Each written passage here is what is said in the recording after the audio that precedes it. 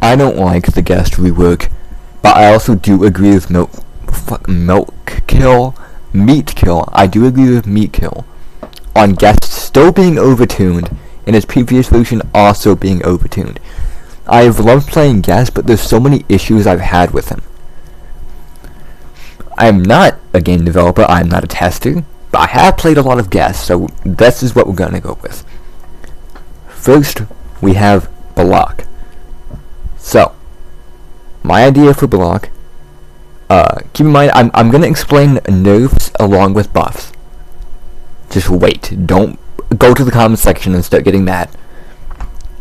Blocking will work on M1s, or melee attacks that are like Dashing Wound, Behead, Eviscerate, ones that make sense. And you can once again block dash attacks, but only after a certain distance from when the ability was originally started. So I don't have any exact numbers, but for example, let's say you can block a Rock Speed Override that was 50 studs away from where you've blocked it at. And this isn't just going to be oh, you can block it. How this specifically blocking dash attacks from very far away will not give you a punch charge, but will give you the speed boost, will slow down the killer and block all of the damage. Otherwise, blocking too close of dash attacks will break through the block and the attack will only do 10% less damage instead of, I think, 40% is the current amount from a broken block. This is due to being able to block dash attacks, which is really annoying. And the guest should only be very minorly assisted for using their ability correctly in an obvious situation like that. Blocking will now force all the damage from multi-hit attacks onto you if your collision is over someone else's. Ranged attacks, melee attacks, or abilities like dashes, even close range runs. So how this will work is that multi-hit moves will hit you and everyone around you. But if you block, you will block the damage directed to you and then take the damage from everyone else. So as an example, the slash M1 does 20 damage plus 8 damage of bleed, but we're ignoring the bleed. It deals 20 damage and can hit multiple people.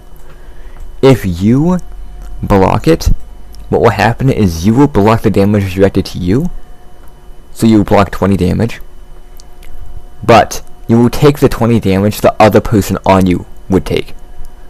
So in total it's 40 damage, you block 20 of it from yourself, and then you take 20 from someone else. And this goes infinitely. So if you stand on every other survivor and you block, you will take the damage from everyone else, but you will instantly die. So that's how that will work. So you can actually block multi-hit attacks, including ranged ones, but you have to be colliding with the person and you will still get affected by it.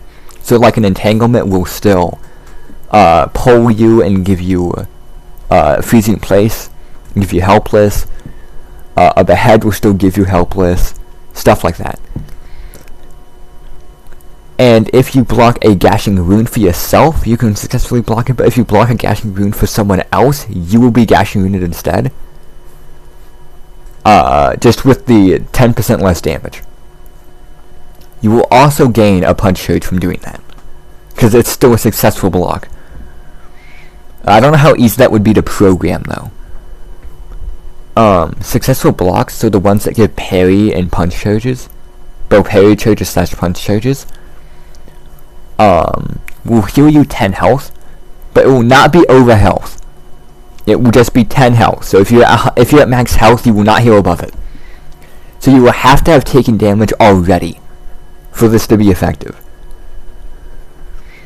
Successfully blocking multi-hit attack will also heal you 10. But you will still take the full damage of whoever you blocked for, and it won't stack with the normal 10 health. You will just still get the 10 health. Now we can move on to charge. So charge is still a bit of an issue. I don't really know how to fix it completely, but I think this is a good workaround. So, Charge will no longer give resistance 5, so you cannot use it to just parry attacks. I always thought that was stupid. I used it a lot, sure, but I still think it was stupid. Charge will give the killer helpless again, but the killer will no longer get the slowness, like before. However, Essential Charge will slow down the guest, like before the rework.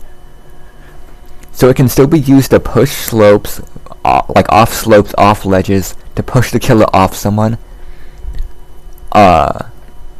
Not very helpful for yourself, because the slowness will stop you from getting away. And, more importantly, if you time your ability correctly, you can give the killer helpless before they use something. As example, you see that someone's probably about to get entangled. Like you counted it or you're just guessing. You can charge into the killer to not really make them lose much distance, but pause them from using that entanglement for just a little longer.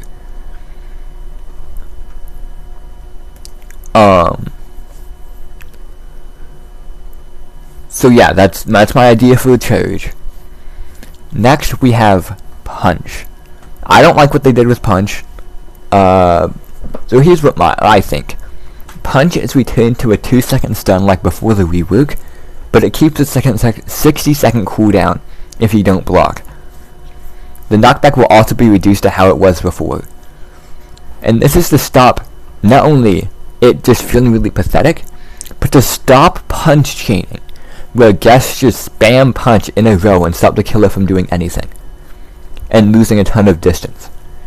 The stun immunity and lowered knockback will make it that a punch cannot be chained into another punch or another stun. It will not work anymore. Parry will be returned to a 3-second stun, not 3.5, which is a Shaletsky length stun, and will have the windup increased to how much windup it had before Sixer and Veronica were added, which was a completely fair windup. I don't know why they made it faster. And that's all I got, really. I made this really fast on the spot in like 10 minutes, and I'm just reading it out now. And it still has issues, I would bet, but it should hopefully fix some of the issues. The main points are that block, in its current state, only rewards people with low ping and high FPS who can drag block, or react block. It makes it so guest players can actually protect their team from multi-hit attacks, and it will make guests able to punish killers for making mistakes, like using a rock speed override from too far away at a guest, or using a void rush from too far away, or using an ascension. It will work on ascension too.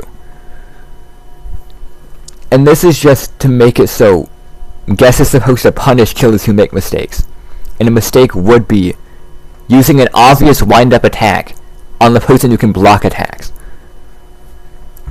But it will still work at close distance.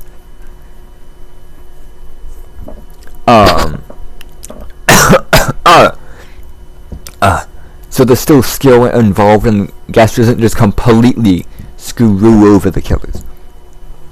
It doesn't stop them from using their abilities completely. It makes them just think about their abilities a little bit more. Charge is no longer a second block and requires some actual timing to use correctly.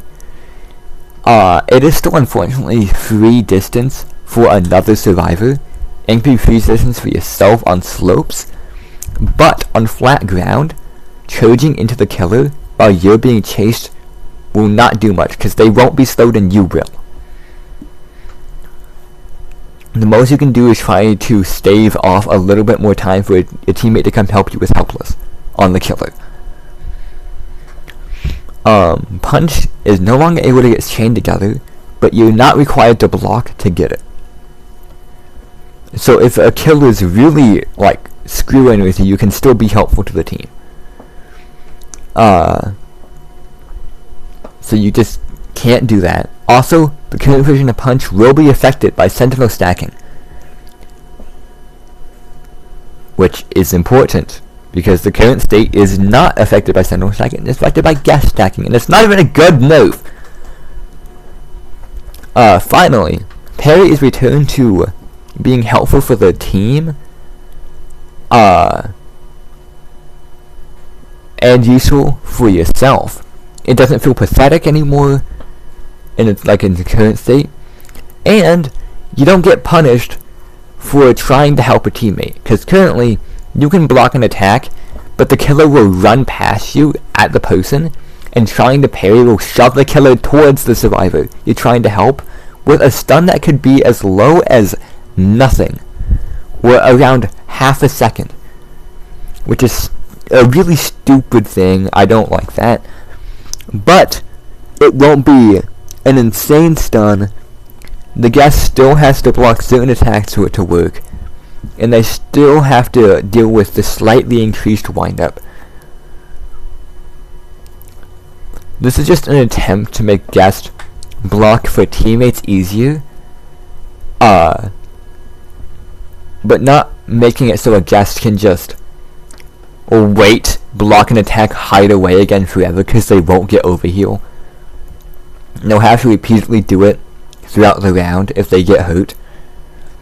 And it will reward a guest for paying attention and running into the proper variants of attacks. You have to pay a bit more attention now. You can't just press the block button when you see the killer move. And guests will still get screwed over super hard with the load resistance on broken blocks, or for not paying attention and trying to block too much damage for the teammates. So, a guest is now useful for the team. You can survive a little bit longer, can block more things for the team, but if screwing up, gets hurt much more than before. It's just harder to screw up. So yeah, that's what I've got.